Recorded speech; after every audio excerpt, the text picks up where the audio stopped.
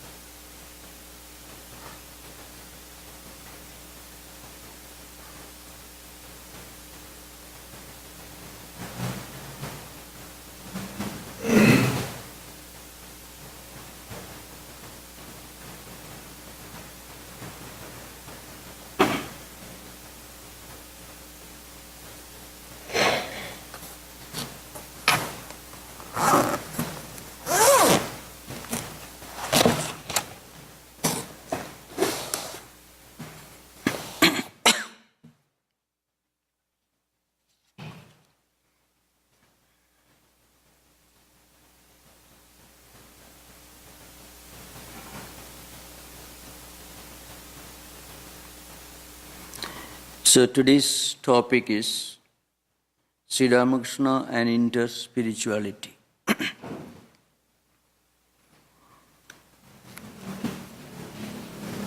Interspirituality is a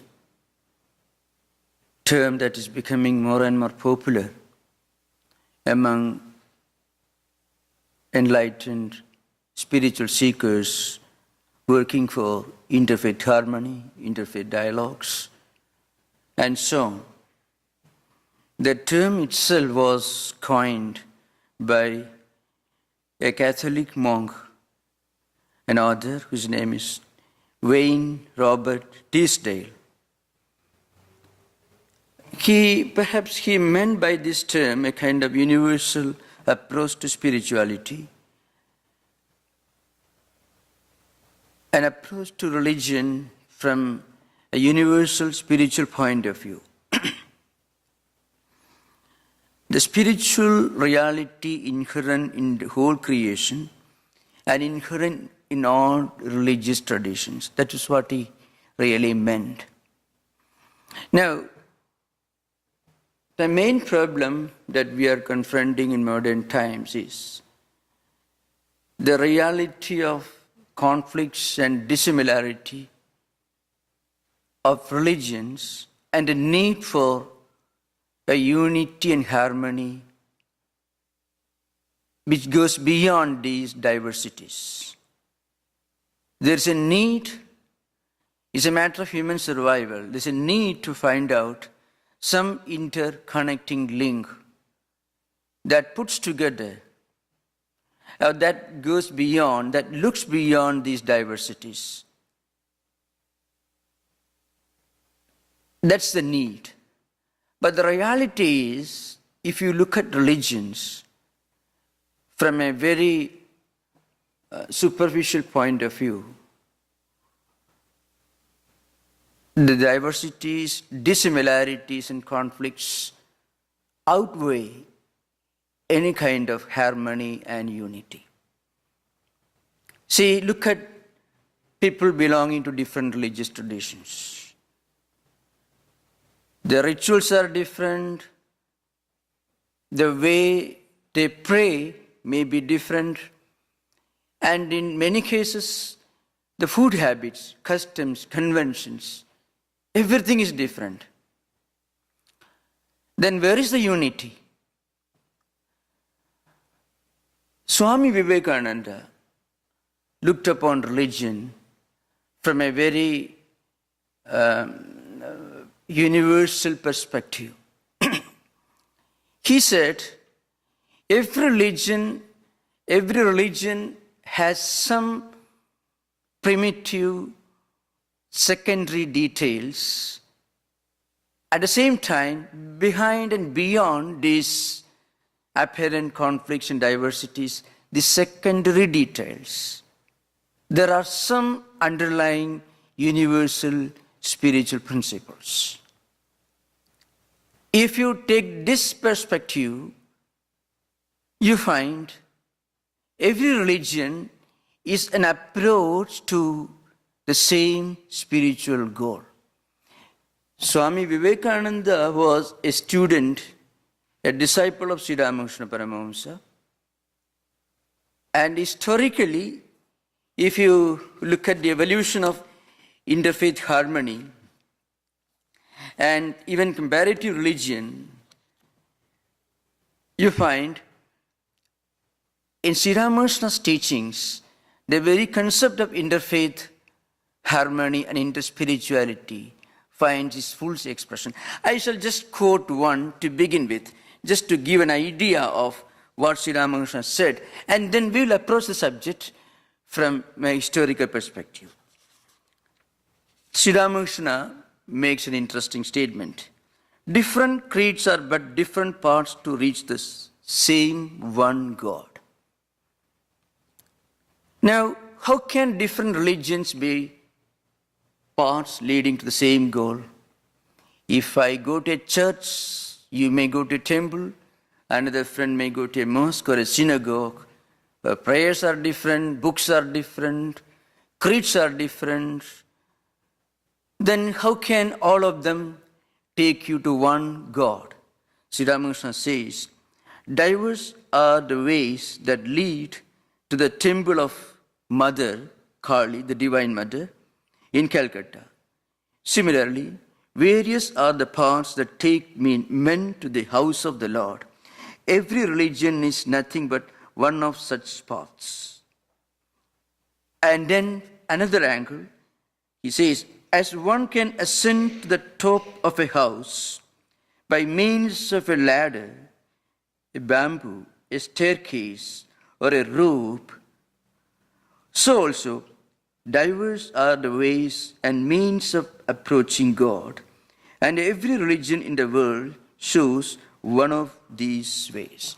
Now, you look at this imagery.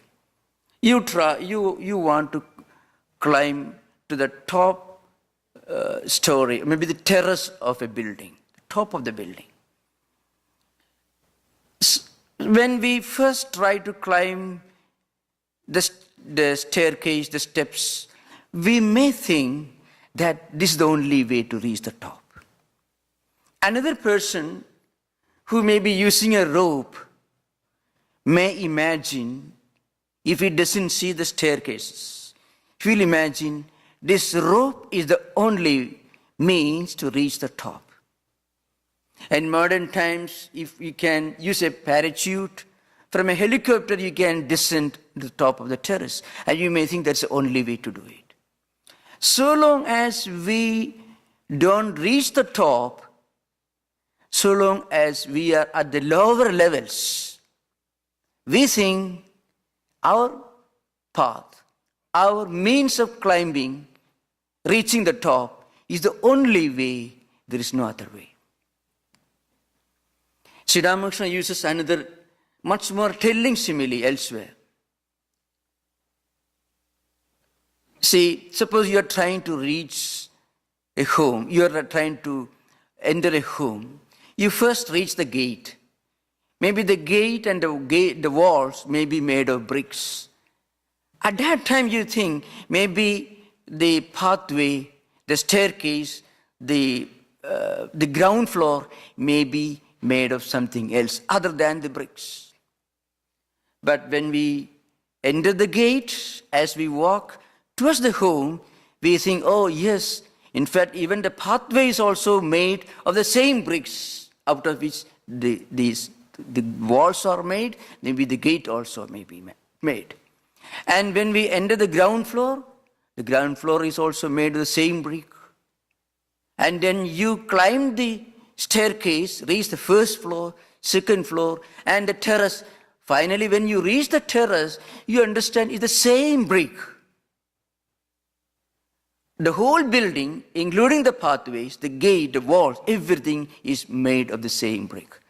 But remember, unless you reach the terrace, the top, you will be always have some doubt. Maybe the top floor could be made of marble, maybe wood, timber. Or when you reach the top story, before you reach the terrace, you may imagine maybe the terrace could be made of something else. And when you reach the terrace and you find it made of the same brick, then you find the whole structure is made of the same brick. But we can never be fully convinced of this truth till we reach the top ladder. Vivekananda says, of course, he took his lessons from Sri Ramakrishna. He says, in religious life, there are 5 levels of evolution. When we start with the kindergarten of religious life, we start with rituals, ceremonies, external practices. I go to my church, you go to your synagogue, and maybe even within the church there are many denominations. Within the same community there are different types of temples. And within the same religion there are different types of liturgies, practices, ceremonies, and rituals. So, at that level, it's like entering the ground floor, or maybe the gate. We think this is the only thing about religion. It's like somebody who thinks, well, ground floor is the only thing, nothing beyond that. And Vivekananda says, beyond rituals and ceremonies, dissimilarities, disharmony, there is mythology, and then there is theology. At these levels, there could be some similarities between different religious traditions, between different faith systems. And when you reach philosophy, beyond rituals, ceremonies, mythology, and theology, when you reach philosophy, religious philosophy, there could be many points of similarity. And when you reach experience, it's like reaching the top of the building. Then you find, well, when it comes to experience, religion becomes spirituality, all diversities vanish, there is an evolution and growth from gross to subtle, from external to internal, from without to within, from the kindergarten to the University of Berkeley, like that, in spiritual life. Now, Sri Ramakrishna said, from the spiritual point of view, all religions are so many paths, so many equally valid means to reach the same goal. The goal is spirituality, and this spiritual and religion becomes spirituality when it reaches the experience level. Religion is only religion, and mind you, when you define religion as religions, devoid of its spiritual content, it is much more divisive. There have been more bloodshed, more wars and conflicts in the name of religion and in the name of God on behalf of faith systems than wars and conflicts among the atheists and agnostics. Till 20th century. In 20th century, we witnessed the emergence of Nazism, fascism, and the 2 other irreligious but equally destructive divisive forces, that communism, socialism, and ultra-nationalistic tendencies. But before 19th century, all conflicts in the world, most of the major conflicts and wars in the world were fought in the name of religion, at least from 1st century AD onwards. Now, Sri Ramakrishna says this problem can be solved only if you interpret religion not as rituals or mythologies or ceremonies, but as spirituality. And only from a spiritual point of view, you can see harmony and unity. Because spirituality is not expressed in words. Spirituality is not expressed in the language of rituals, ceremonies, theology or mythology or even philosophy. Spirituality cannot be expressed except through silence. The language of spirituality is silence, because the language of spirituality is the language of experience. And experience can only be experienced, can never be explained. There is an ancient Vedic statement, it comes in the 10th mandala of Rigveda, Antaya Bhuvadinam Anantaya Mukam. The infinite experience, its language is silence. Everything else could be expounded, written about, discussed and debated about. But experience can only be experienced. Now, I'm coming to another point. Sri Ramakrishna did not reach this conviction that all religions are equally valid paths leading to the same goal by studying comparative religion or by participating in interfaith dialogues or interreligious discussions. He just practiced. He practiced different denominations, different traditions of Hindu, his own system, his own and inherited religion, Hinduism, and also he practiced Christianity, even Islamic faith system, and so many other well-known religious traditions of his time, without perhaps reading the major theological works of these religious traditions. And he reached the experience. That's because, to begin with, at the beginning of his spiritual life, he had a mystical experience where he experienced the basic unity of human existence. The whole humanity is one spiritual family. All diversities, all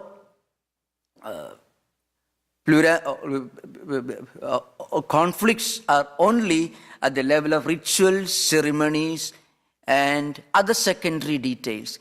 And remember, sometimes we are not able to understand this spiritual unity because we give too much importance to the secondary details, the outer shells of religious faith systems. I am eating in my way, so this is the only way to eat. I am a vegetarian. So unless you are a vegetarian, you cannot be spiritual. People will talk. Hitler was a vegetarian, not necessarily very spiritual. Everyone knows about him. Jesus was perhaps not a vegetarian. Buddha was not. They were great spiritual teachers. So food habits, for example, dress codes, the language you speak, the conventions, customs and traditions, the socio-anthropological, the cultural, the linguistic aspects of the people among whom a prophet is born. These differences sometimes outweigh, and these differences are sometimes emphasized beyond and above the universal spiritual teachings of different religious traditions. That's why there are conflicts in the name of religions. Instead of focusing on the inner universal spiritual truths of different sacred books, we stop with the external details and we fight over that. Actually, maybe in the history of world religions, the very idea that all religious systems, all paths are leading to the same goal, so long as we are sincere, honest, and truthful, so long as we practice great spiritual values, even atheists, non-believers can become spiritual. This idea is expressed in the most ancient religious book the world has seen. It belongs to almost 6th millennium BC in the Rigveda Samhita. There is a very grand statement in the Rigveda Samhita. Historically, it is very important. Indram mitram varunam agnirahu atho divyasa suparno garutman ekam sat vipra bagudha vadanti agnim yamam matarishwanamahu. The first line gives a list of different deities, faith systems, and spiritual and religious practices, conventions of those days. Then the second line says, Ekam Sat, reality is one. People call them by different names, use different words to express the same truth, but the reality is one. The same idea in 19th century, in the language of Sri Ramakrishna, is put differently. As Sri Ramakrishna says, as one and the same water is called by different names by different people belonging to different religious traditions, some calling it water in English, Vari may be Jalam in Sanskrit, Aqua may be in Latin, Pani in Hindi, all the languages that he was familiar with, perhaps Sri Ramakrishna uses. The same water is called by different names by people in hundreds of different languages. So also the same reality, the existence, knowledge, bliss, is invoked by some as God, by some as Allah, by some as Vishnu, by some as Father in heaven, Jehovah, and so on. So a statement that comes from Rigveda, which belongs to 7th millennium BC, is put in the language of Sri Ramakrishna. The same water that you drink from this glass, you may call by different names, but when you drink it, it becomes an experience, and the experience, the same, the thirst is quenched. But remember, the one main problem and main point to remember is, till you reach experience, conflicts will continue, will remain. Till I drink this water and get the feeling the water quenches my thirst, I may perhaps foolishly believe that some people who call the same thing as Jalam in Sanskrit, if they drink that, it will have a different experience. But when I drink this, when it becomes an experience, it becomes a spirituality, all problems are solved. So inter-religious conflicts can resolve only on the platform of spirituality, on the platform of experience. That's what Sri Ramakrishna taught. Now, there have been innumerable attempts in the history of human civilization by enlightened rulers, believers, and spiritual seekers to resolve inter-religious conflicts.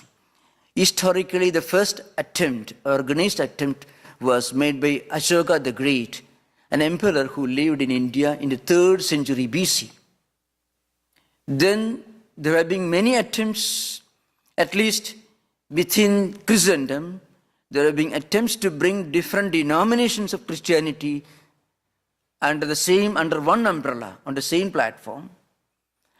In 16th century, there was an attempt in India again by another emperor who invited Portuguese missionaries from Goa who had come there to spread Christianity, Muslim Sufis, Hindu saints and sages, Buddhists, and all of them were invited to his court, and then he made an attempt to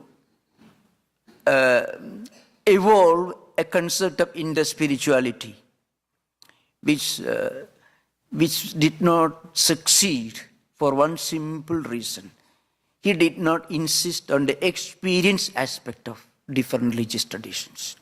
He thought if he could put together different rituals, different belief systems from diverse religious traditions and put them all a kind of eclecticism, he did not succeed because he did not emphasize the central theme of every religious tradition, namely experience and spirituality.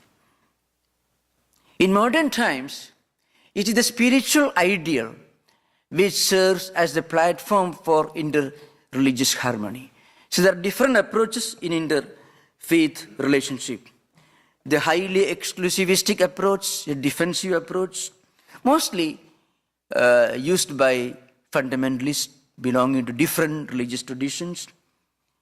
Of course, they want to create an artificial universal religion by forcing all people to accept one religion, which is the opposite of, the antithesis of spirituality and spiritual unity of mankind. The other approach is a syncretic approach, where people may be persuaded to surrender their faith systems and accept another one, not through force or violence, but by showing the superiority through arguments or through material prosperity and so on. The most logical approach is the dialogical approach. In dialogical approach, people belonging to different religious traditions, they talk, they discuss, and they accept ideas from all religious traditions. There are positive, healthy, and helpful, and harmonizing and unifying spiritual ideas in all sacred books of the world. They can be exchanged, they can become the subject of discussion. But that also may not fully succeed, because there again, you stop at the theological and philosophical level. But Sri Ramakrishna emphasizes one point. There could be some points of harmony and unity at the philosophical, theological level. But the problem is every philosophical system can be defended and also can be attacked.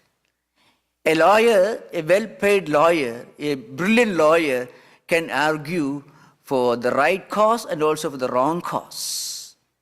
It is neutral. That's the problem. So dialogical approach is certainly a very healthy, creative and constructive path.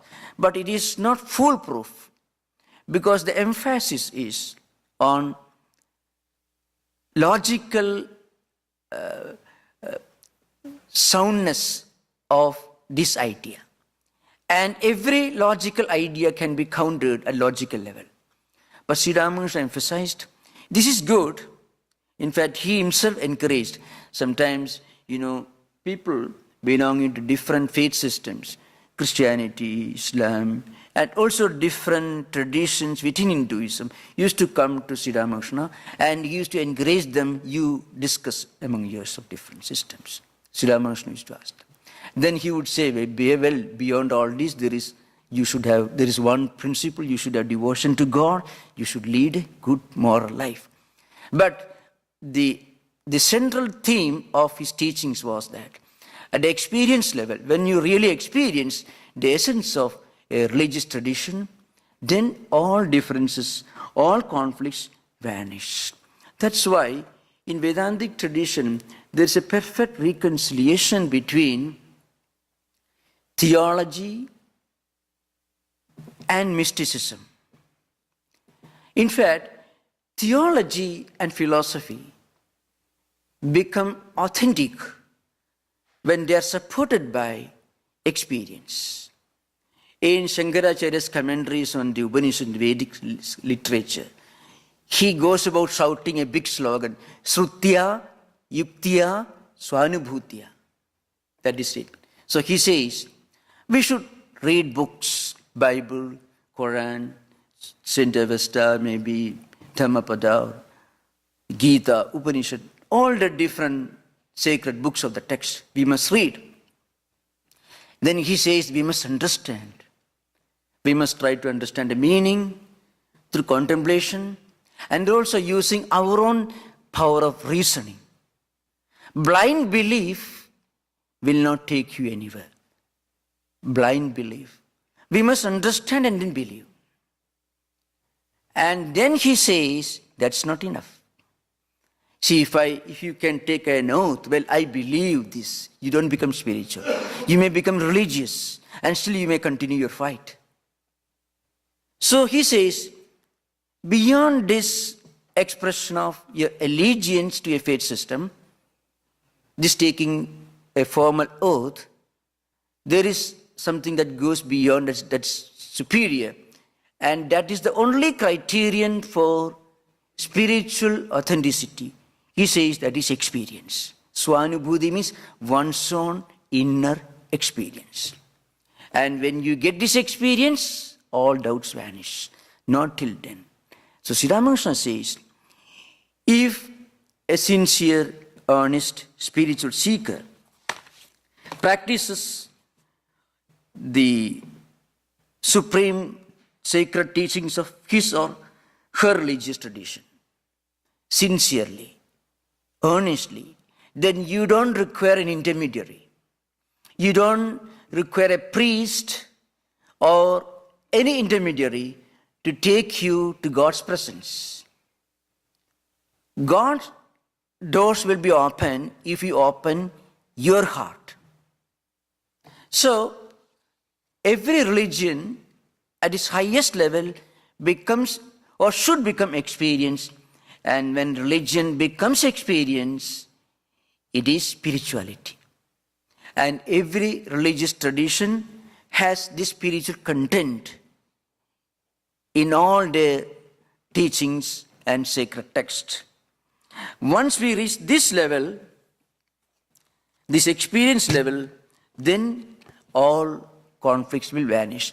In a way, Sri Ramakrishna's concept of interspiritual unity or spiritual unity of mankind, really, if you look at it from the standpoint of the evolution of religious doctrines and religious philosophy, is a new spiritual paradigm. A new spiritual paradigm, which resolves once for all conflicts. That's why you may remember when Vivekananda, that's something everyone knows, Swami Vivekananda came to this country in 1893, and you all read in Swami Vivekananda's life that when he delivered the Chicago address, 6,000 people got up and clapped their hands, applauded him when he called them sisters and brothers of America. You find that incident. Now, what is the spiritual implication of this event? We may imagine that it was Swami Vivekananda's his rhetoric or his eloquent speech that impressed them. In fact, he had not even started his speech. He just uttered sisters and brothers of America. And people clapped their hands. They had not even listened to his speech. He had not even started. They had already listened to wonderful orations in the same session, the Parliament of Religion.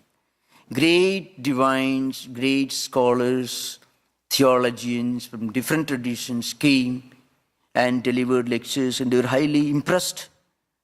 But they didn't bother to get up from their seats and clap their hands. The reason is, Vivekananda had at one point experienced this spiritual unity of humanity. When a person who has reached this experience level put this experience into his words, then people naturally respond. But there is a invisible heart-to-heart communication line that goes beyond words and beyond rhetoric. That's why people respond. In fact, many of them did not know what he was going to talk about. None of them knew anything about Hinduism or Vedanta. They might have heard and read about Hinduism, but mostly they may have read from the books written by people who are totally unsympathetic towards these Oriental religious traditions, missionaries and others. So that they were seeing in front of them a new person in strange clothes, and he had not even started his speech, so there is no reason to argue that they were impressed by his oratory because he had not started his speech. People naturally felt that this man who addressed them as sisters and brothers really felt that they are his sisters and brothers. Now, this is the essence of inter-spiritual unity, inter-spirituality.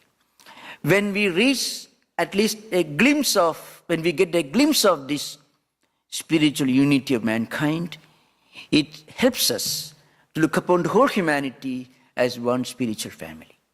And that's the only time when we really can consider other human beings as brothers and sisters.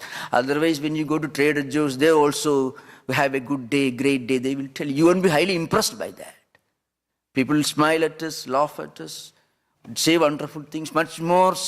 They use much more sweet language perhaps than Vivekananda used. We are not very much impressed. So, when a spiritual person who has reached the spiritual level of unity of existence, unity of humanity, when he speaks, immediately there is an invisible heart-to-heart communication line that opens, and they feel that really humanity is one.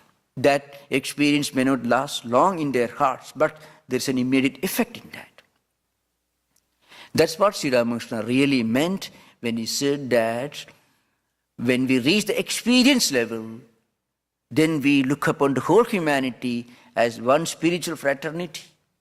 Differences and conflicts may exist, but beneath and beyond these differences, we always get a glimpse of the underlying unity, the connecting thread of spiritual unity of mankind.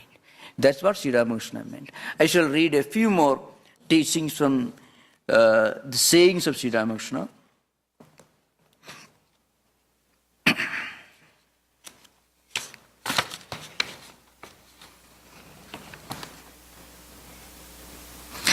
A jar kept in water is full of water inside and outside. Thus, the soul immersed in God sees the all-pervading spirit within and without. Now, when you define religion as spirituality, as spiritual experience, as experiencing the reality of the one divine principle, God, residing in all human hearts, everywhere, you recognize, you realize the immanence and also the transcendence of this reality. So God is immanent and also transcendent, and also omnipresent, all-pervading.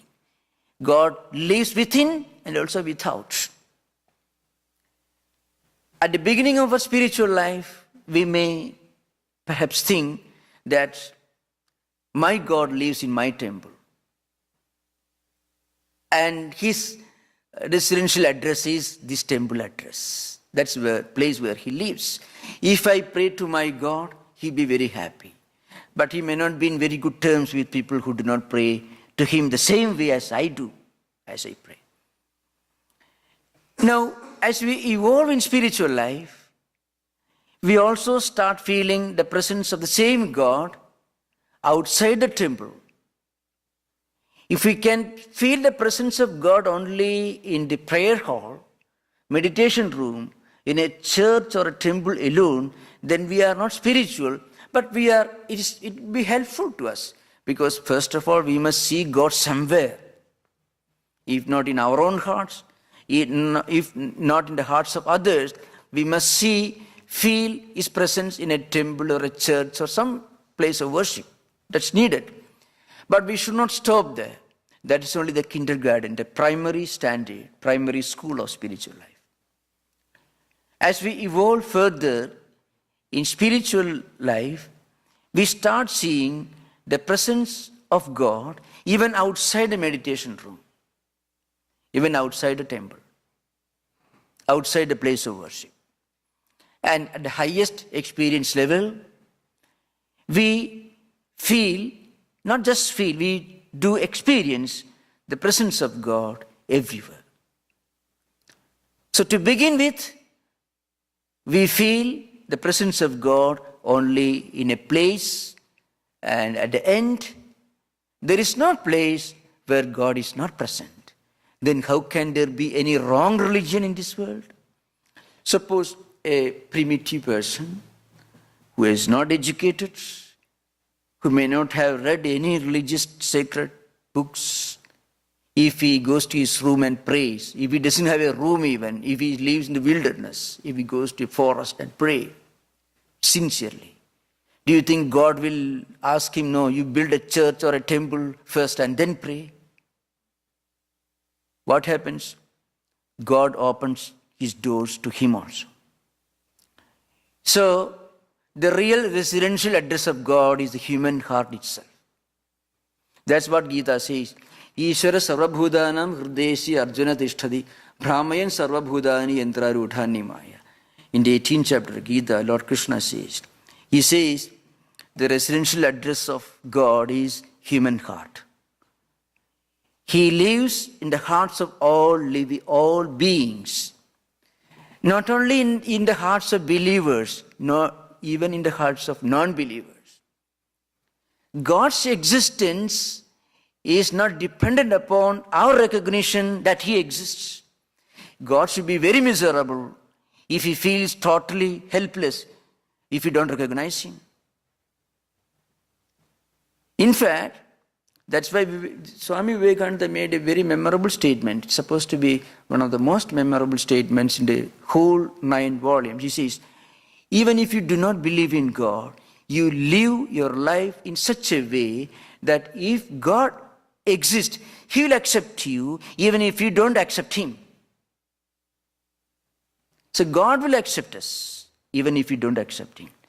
So at the spiritual level, even the distinction, the difference between believers and non-believers, the difference between the meditation room and the open markets, these distinctions also vanish. That's why in Vedantic tradition, the highest spiritual person is one who can feel the presence of God even in a marketplace.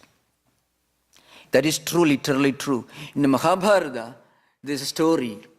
One of the greatest saints, one of the greatest sages mentioned in the Mahabharata, which one of its versions is more than 200,000 verses, but standard version is more than 100,000 verses. It's a huge work. There are hundreds of saints and sages mentioned.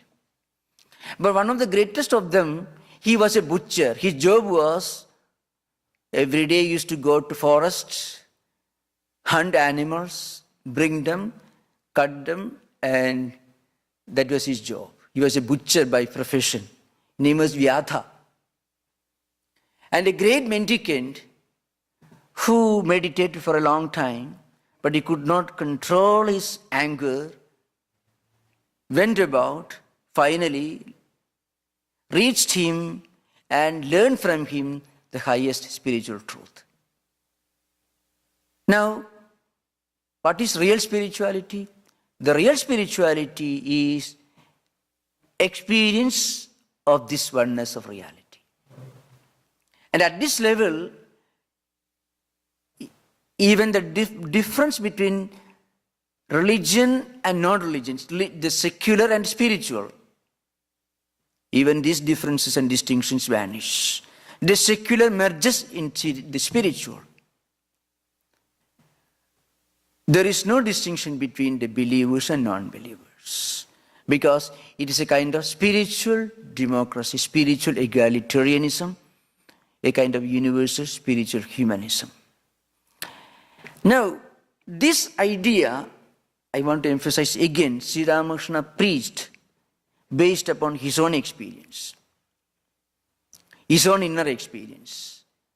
In his experience, he found any person who is sincere, honest, and truthful, belonging to any religious tradition or no religious tradition, if he loves God and prays to Him, God listens to him.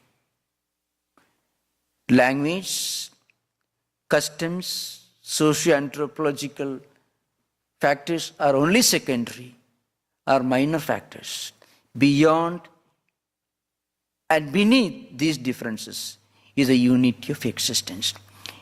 In later years, Swami Vivekananda made two unique contributions to modern religious philosophy. One was universal religion, the other was practical Vedanta. These are two of Swami Vivekananda's major contributions to world religious thought. He said, universal religion is a universal approach to religious differences, which enables us to recognize the spiritual unity, the spiritual content in all religious traditions, enshrined in all sacred books. And that's the ability to look beyond the secondary details, the socio-anthropological differences in terms of customs, habits, and manners. All these are secondary. Beyond all this, there is the spiritual unity of humanity, because humanity is essentially one. And this oneness, again, is a spiritual oneness. There can be no other kinds of unity at all. In fact, then what is the reason? How do you explain these conflicts and differences? It's because every prophet has to use a language into which he is born. He brings with him the baggage of, the burden of the customs and habits and circumstances, socio-anthropological factors of his own tribe or people or tradition or culture. Jesus, for example, was born in a cultural setting that was different from the cultural setting in which Buddha was born. So the language that Buddha used will be different. The habits will be different. Jesus used a pastoral setting. He was born in a pastoral setting. So his parables and teachings have a pastoral setting about it. See, the sower of the seeds, of the, many, all these parables have a pastoral setting, because that was the cultural surrounding in which Jesus was born. So he taught these great universal spiritual truths in the language into which he was born. Buddha was born in a different cultural setting, but he used a different language, but he taught the same universal spiritual message. But very often what happens? We don't go to the central message. We fight for the skin, for the outer skin, the outer shells. And therefore, we find so many conflicts in the name of God and in the name of religion. Vivekananda was the first great teacher in modern times who taught us to look beyond these differences. And Vivekananda got all that he taught from his teacher, Sri Ramakrishna Paramahamsa. And Sri Ramakrishna learned all these not by reading different religious scriptures. He knew them, or by participating in the religious dialogues, but by practicing and experiencing the truths of all these different traditions in his own inner life. And when faith and belief, rituals and ceremonies, customs and habits become experience, then they become spirituality. We never become spiritual till we get experience. We may be religious, but there is nothing wrong in being religious. We should only know that we have to go beyond that. Nothing wrong in being religious. But the moment we understand, at least intellectually, the religious diversities are the results of looking only at the outer shells, and beyond this, there is the experience level, which alone can be the fulfillment of religious life. Once we realize this truth, then we will not fight, even though we may not have experienced that truth.